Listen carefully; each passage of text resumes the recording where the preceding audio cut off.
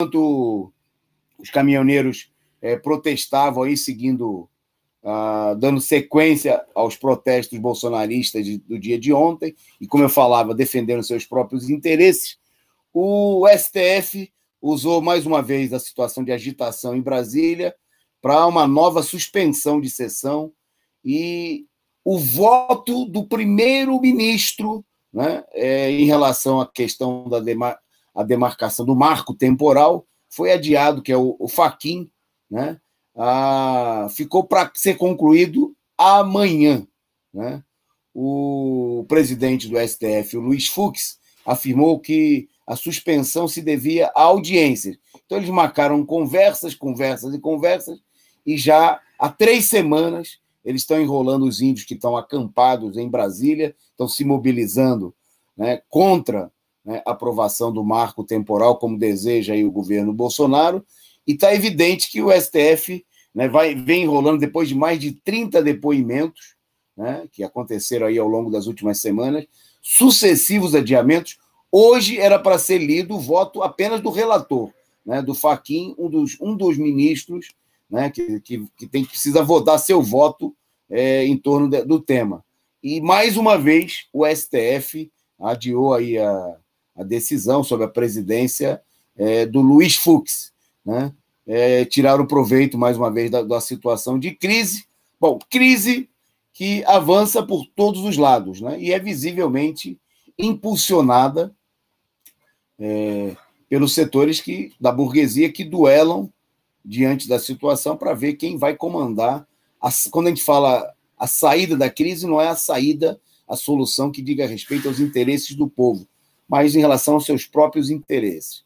Então, hoje, a burguesia procurou apresentar como uma reação do mercado, né, aos atos de ontem, a despencada de quase 4% da Bolsa de Valores no dia de hoje, e uma forte alta do dólar, que fechou aí a 5,32, né, com uma nova elevação, e o pretexto, né, a justificativa para essa queda de 3,78, né, da Bolsa de Valores e da alta do dólar, né, foi que seria uma reação do mercado, né, a alta do dólar, que foi de quase 3% no dia de hoje, 2,93%, seria supostamente a reação do mercado, ou seja, dos especuladores financeiros, dos bancos, aos acontecimentos de ontem. Bom, se é assim, fica evidente, né, que muita gente que procurou apresentar que o dia de ontem não tinha nenhuma importância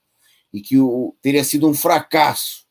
Né? A gente viu vários analistas da Globo, da Rede Esgoto, dos grandes órgãos da imprensa golpista e até de setores da esquerda, da chamada imprensa alternativa, que acompanham, né, os pensamentos da direita, dizerem que ontem não tinha acontecido nada, que o ato do Bolsonaro não tinha sido importante, e por aí vai. Mas, né, a oscilação no mercado está mostrando a preocupação, né, com os setores mais fortes, mais poderosos do mercado financeiro, né, ou seja, os donos aí do capital, com os acontecimentos de ontem, justamente porque eles têm muita importância. Né? E a tentativa de mostrar que, ao contrário, né, de que os acontecimentos não teriam nenhuma importância, obviamente, nem de longe corresponde à realidade. Bom, por isso nós vamos voltar ao tema que nós analisamos no programa de ontem, que é a dúvida que muita gente levantou. Né? Bolsonaro saiu do dia 7 de setembro isolado ou fortalecido? Né? Hoje, houve um grande esforço, né, da parte da imprensa golpista de procurar apresentar que o Bolsonaro teria se enfraquecido, teria ficado isolado, né, depois dos acontecimentos de ontem. Bom, no entanto, como as imagens, mais uma vez, mostram, os atos realizados aí pela direita bolsonarista foram os maiores, né, do último período, com certeza desde o início da pandemia, em apoio né, a política reacionária, golpista do presidente da República, né? Então, obviamente que não tem nem pé nem cabeça, né, que você considerar que uma pessoa que procurou dar uma resposta, lançou um desafio, mobilizou suas bases de apoio, né, para bancar uma posição de força contra os ataques que vem sofrendo, evidente, dos outros setores da direita, né, que não estão, digamos assim, satisfeitos nesse momento com a política do governo e que foram para cima de peixes menores, né, peixes pequenos do governo Bolsonaro, prendendo ex-deputados, assessores, blogueiros ligados ao Bolsonaro, né? E o Bolsonaro lançou uma política de contra-ataque em relação a essa situação e realizou grandes atos, né, com a sua base de apoio, né, em várias cidades, em várias capitais, mas principalmente realizou atos massivos em São Paulo e em Brasília, que vocês estão vendo aí, né? Dizer que era uma demonstração de isolamento do Bolsonaro, obviamente, e o Bolsonaro teria se isolado daqueles que já não lhe apoiam, né? Por exemplo, o Bolsonaro teria ficado isolado em relação a quem?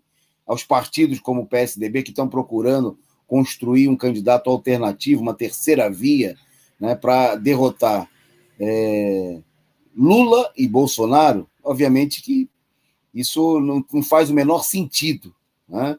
A colocação feita por vários setores, pelos chamados analistas, que não são analistas, né? Quando a gente vê a Globo falando, não se tratam de pessoas que têm um pensamento independente, um acompanhamento da realidade, mas que refletem um pensamento, né, da direção do partido da imprensa golpista, né, que a Globo é o carro-chefe, né, dessa imprensa e que é formada aí pelos grandes monopólios que controlam os meios de comunicação no país e que estão intrinsecamente ligados, né, às grandes máquinas partidárias da burguesia, PSDB, ALDEM, MDB, PSD, etc.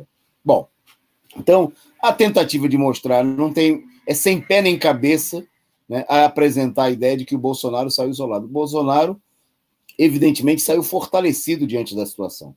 E a reação, o balanço no mercado, né, embora reflita também o avanço da crise econômica, né, que não é, cuja crise no regime político é reflexo, obviamente, dessa situação econômica, mas, ao mesmo tempo, a crise política impulsiona, né, empurra o avanço da crise econômica, né, e a queda na Bolsa no dia de hoje e são outros sintomas que mostram isso daí. Bom, ao mesmo tempo, para ficar evidente que o Bolsonaro ficou fortalecido diante da situação, a burguesia procurou apresentar versões fantasiosas sobre o ato de ontem. Eu queria destacar uma delas que é bem significativa. Por exemplo, em São Paulo, né, o comando da Polícia Militar, ou seja, o setor da PM vinculado diretamente ao governo Dória, procurou divulgar a ideia, né, de que nenhum, veja só a frase, que inclusive foi até destampada em órgãos de imprensa, né, inclusive da imprensa alternativa, de uma maneira acrítica, digamos assim, né, que o pessoal repetiu como se fosse uma notícia, e não como se fosse a posição da PM, né, a posição política do governo de São Paulo. Que a manchete era a seguinte: nenhum PM da ativa participou dos atos golpistas a favor do Bolsonaro. Bom, se a gente acreditar nisso daí, que o governo do estado de São Paulo estimou, ou seja, a PM estimou em 125 mil pessoas, né, o número de presentes na Avenida Paulista, né? Logicamente que os bolsonaristas apresentaram aí um número várias vezes superior a isso, né?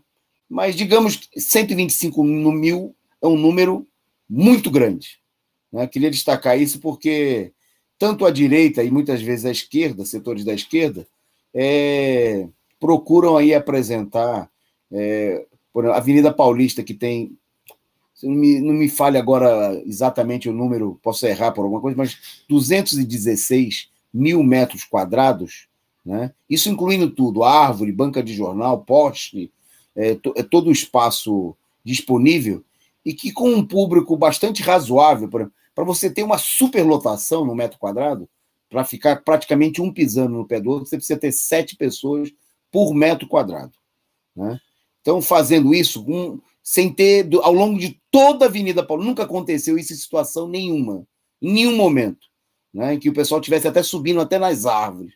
Você teria aí coisa de 1 milhão, seria possível, supostamente, né? Se você colocar 7 pessoas no metro quadrado.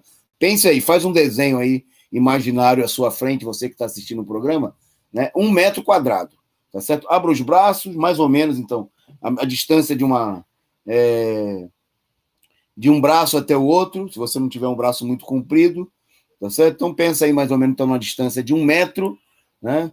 Então, um quadrado de 1 metro por 1 metro, né? Você colocar 7 pessoas, você vai ver que vai ficar bem apertado, né? Isso é possível você andar no trem, no metrô, por um determinado momento, mas imagine, então, essa superlotação da Central do Brasil, no horário de rush, na Praça da Sé.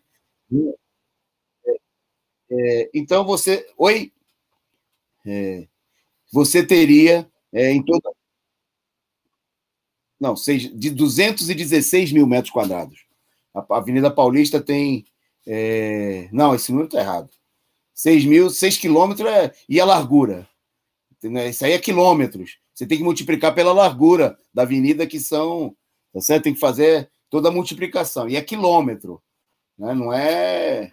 Então, se você... Bom, a Folha de São Paulo, por exemplo, que faz determinadas medições com essa marca de 7 pessoas por metro quadrado, registrou no máximo 350 mil pessoas. É a maior presença registrada na Avenida Paulista. É lógico que lorota vale qualquer coisa. Já chegaram a falar que tinha 7 milhões, 2 milhões, etc. e tal. Bom, no entanto, né, né, ontem registrou-se aí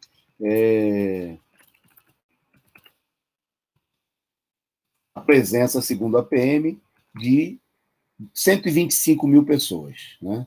Então, a Paulista tem, segundo a Wikipédia, 130 mil metros quadrados. Né? Tá aqui, agora, consultando aqui os dados, só arredondando os números aqui. Né? Isso em toda a sua extensão, não 200, então 130 mil metros quadrados.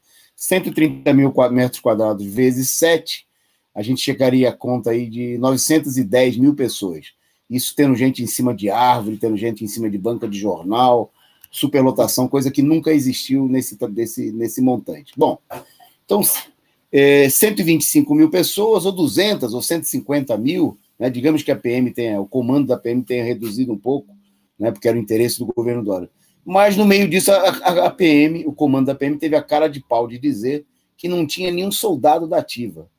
Quando foi intensa a agitação no interior dos batalhões, quando quem esteve na Avenida Paulista, é só ver as imagens, você vai ver que ao lado, obviamente, de setor de caravanas trazidas do interior do país, de setores decompostos da classe média paulistana, tinha aí muita gente do setor de segurança, muita gente. Né? Era visível isso daí, né? E fazer uma afirmação como essa, repetir, inclusive como notícia, aquilo que diz o comando da PM, é acreditar no comando da PM. Né? E se você acreditar no comando da PM, ou seja, no Dória, também você pode acreditar em Coelhinho da Páscoa, né? Pode acreditar em Papai Noel, pode acreditar em qualquer coisa. Tem que ser muito estúpido, né, para reproduzir isso aí como se fosse uma notícia. No máximo, ele diz assim, versão da PM, segundo a PM, nenhum PM, né, teria estado no ato, o que é, obviamente, um absurdo. Né? Você tem uma corporação aí de mais de 70 mil homens, né? Uma intensa campanha. As pesquisas nas semanas anteriores mostraram que a maioria da PM apoia o Bolsonaro, e é notório pelas posições reacionárias. É bom lembrar que a PM não é uma organização qualquer, é a máquina de guerra contra a população brasileira.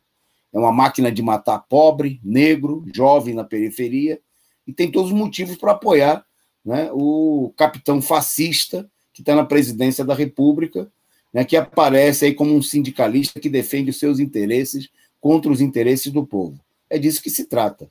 Bom, então, e essa característica, por que a direita quer ocultar isso daí?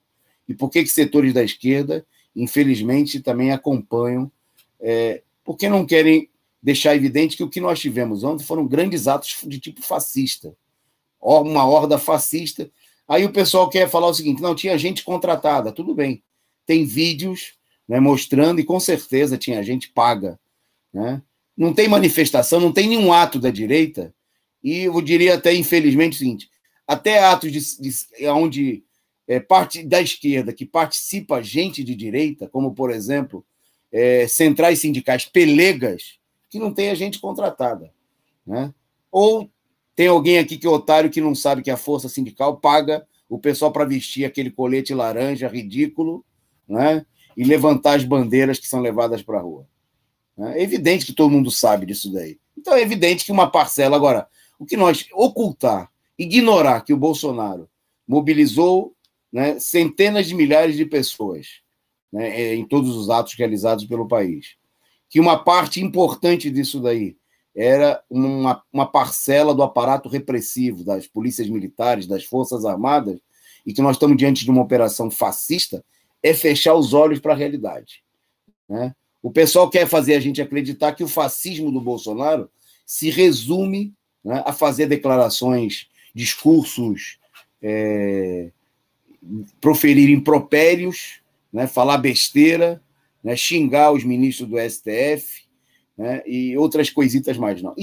Nisso consiste o caráter fascista do governo, né, um governo que se apoia nos setores decadentes, decompostos da classe média em uma situação de crise. E dentre os setores, né, que são a base desse fascismo do Bolsonaro, está o lumpenzinato, né, que compõe aí as Forças Armadas, setores reacionários, decompostos, capazes de fazer qualquer coisa para defender os seus interesses. Matar, né, roubar, desviar os seus interesses acima de tudo, que se dane o povo, reprimir, atirar na pessoa só porque é preto, né, matar 6.400 pessoas, como fizeram os órgãos, a polícia militar, né, e a polícia no ano passado. Então, isso aqui, nisso consiste o fascismo do Bolsonaro. Não é em conversa, não é no fato de que o Bolsonaro fala isso ou aquilo. Isso aí, ó, de um certo modo, é secundário. E o que ele fala visa alimentar essa horda que ele procura arrebanhar em torno de si, né? E no dia de hoje nós tivemos uma operação muito clara da imprensa de procurar encobrir isso daí, né, dizendo, não tem perigo, né, não tinha nenhum policial, não tinha nada, era só... Não, é uma demonstração de força, e a resposta que a gente viu hoje por parte da direita em relação a toda essa situação foi totalmente frouxa, né, como foi frouxa, como tem sido frouxa nas últimas semanas, né, quando o Bolsonaro agiu, e essa direita que está lá encastelada no STF, que comanda os grandes partidos da burguesia, apenas rosnou. Bom, por falar em rosnou, eu queria destacar aqui a declaração do ex-ministro da Justiça no governo Dilma, o Eugênio Aragão, né, que disse justamente isso, que só houve latidos e nenhuma mordida por parte da direita. Não sei se tem tá aí a imagem do Eugênio Aragão, na nossa eficiente produção, já colocou aí para a gente. Está aí o ex-ministro da Justiça da Dilma, que comentando, né, as declarações do Fux e de outros setores em resposta ao Bolsonaro, porque agora, se você ligar a televisão, o Jornal Nacional, a Globo News, a Folha de São Paulo, a tentativa é de mostrar o seguinte, que o Fux, nossa, o Fux foi para cima do Bolsonaro, que ele falou, que ele fez e aconteceu. Nesse quesito, eu estou totalmente de acordo com... Nós estamos totalmente de acordo com o Eugênio Aragão, que resumiu o seguinte, que ameaçar o judiciário já constitui crime de responsabilidade. Fux, pelo jeito, acha que ainda não houve esse crime. Está só latindo. Morder que é bom, nada. É boa a frase do Eugênio Aragão, né? É só latido e latido de cachorro atrás do portão, né? Aquele cachorro que, quando a direita bate o pé, se o cara o cachorro, aquele cachorro pequeno, eu tenho aqui desses em casa que é cachorro de apartamento. Ele late, se você abre a porta, né, e olha para ele, ele já sai correndo, né? Então foi o que fez hoje, no dia seguinte, né? Depois que o Bolsonaro foi lá, falou que não vai aceitar mais nenhuma decisão de certos ministros, citou os ministros do STF, né? Insuflou, né, contra o STF, a favor do golpe militar, tinha milhares de cartazes da sua horda bolsonarista dizendo que tinha que destituir o STF, que tem que ter intervenção militar.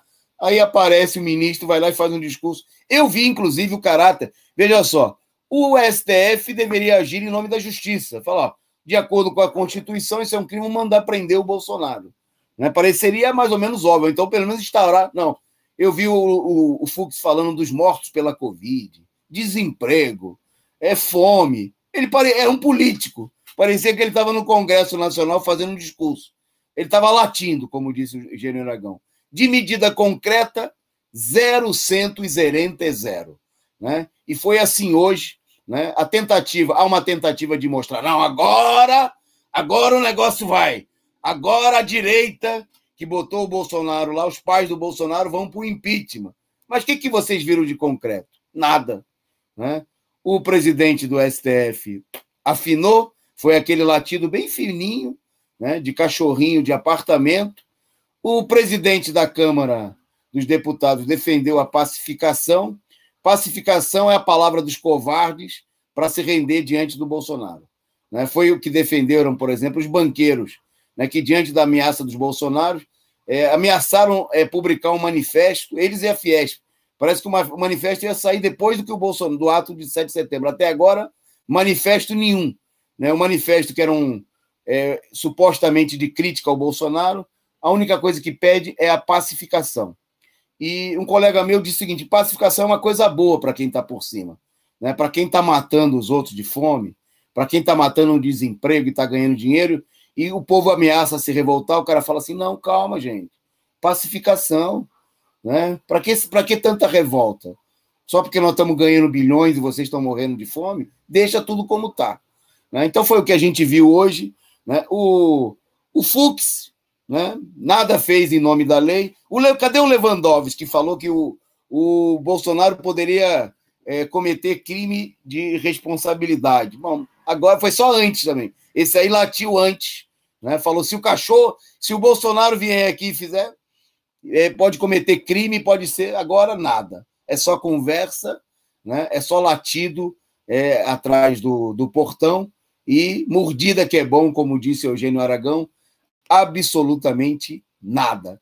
Né? Eu achei interessante. Bom, na mesma linha, então, o presidente da Câmara dos Deputados, o Arthur Lira, ele pregou pacificação entre os poderes e o fim das bravatas. Né? Para tentar apresentar o seguinte, que também é parte da operação de despiste, de que o Bolsonaro está fazendo é só uma bravata. Né? Mas quando é evidente que é muito mais do que isso.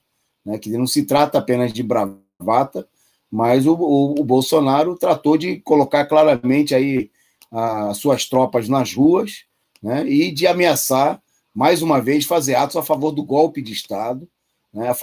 Fazer atos a favor do recrudescimento, da intensificação da ditadura que já existe no país. Né? Não é de agora, também o Bolsonaro não está inventando a ditadura. Né? A ditadura que está estabelecida de maneira mais clara, né, na violação dos direitos democráticos do povo, desde o golpe de 2016, 5 anos, portanto, né, e que o Bolsonaro quer aprofundar. Né? E muita gente fala, mas será não, Bolsonaro, que tem 6 mil militares em cargos de confiança, militares que não só detêm a maioria dos cargos dos ministérios, né, são o maior partido político do governo Bolsonaro, é o partido dos militares, né, mas que também, além disso, né, está ameaçando intensificar o golpe, né, se as coisas não forem feitas, se a direita procurar fazer aquilo que está fazendo, que é jogar o Bolsonaro para fora da disputa, para defender aí o interesse dos candidatos dessa mesma direita, o candidato da terceira via, que nesse momento, até o momento, né, preferencialmente o governador de São Paulo, o João Dória.